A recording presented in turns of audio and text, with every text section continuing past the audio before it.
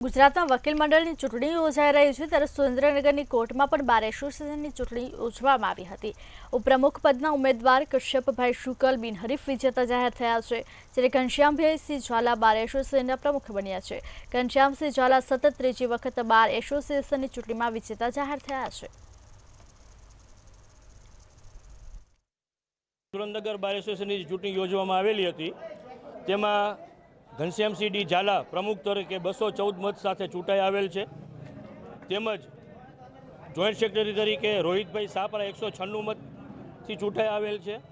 Kalpeshbhai Dave secretary તરીકે 150 મતથી ચૂંટાઈ આવેલ છે, જ્યારે અગાઉ બિનહરીફ તરીકે ઉપપ્રમુખ તરીકે કશ્યપભાઈ શુકલની વરણી થઈ ચૂકેલી છે। તેમજ મહિલા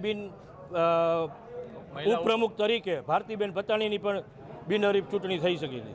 આજરોજ સુરેન્દ્રનગર બાર એસોસિએશનની ચૂંટણી હતી, તેની અંદર વકીલોએ મારી ઉપર ફરીવાર ત્રીજા વર્ષે ફરીવાર વિશ્વાસ મૂકેલ છે અને ફરીવાર હું પ્રમુખ પદમાં ત્રીજી વાર તરીકે ચૂંટાયેલ છું। તે બદલ તમામ જુનિયર અને સિનિયર વકીલ મિત્રોનો દિલથી આભાર માનું છું। તેમજ મારી સાથે ચૂંટાયેલા કશ્યપભાઈ શુકલ, ભારતીબેન પતાણી, કલ્પેશભાઈ દવે અને રોહિત સાપરા, અમારી જે આ વર્ષની નવી ટીમ ચૂંટાયેલી જાહેર થઈ છે, તે ટીમ આ વર્ષે પણ વકીલો માટેના તમામ નાના મોટા પ્રશ્નોમાં જે કંઈ હશે પ્રશ્નો તેમાં રસ લઈ અને પ્રશ્નનું નિરાકરણ થાય તેવી રીતે બધાને સાથે રાખીને કામ કરશે તેવી અમારી ટીમની બધા પાસે અપેક્ષા અને આશા છે।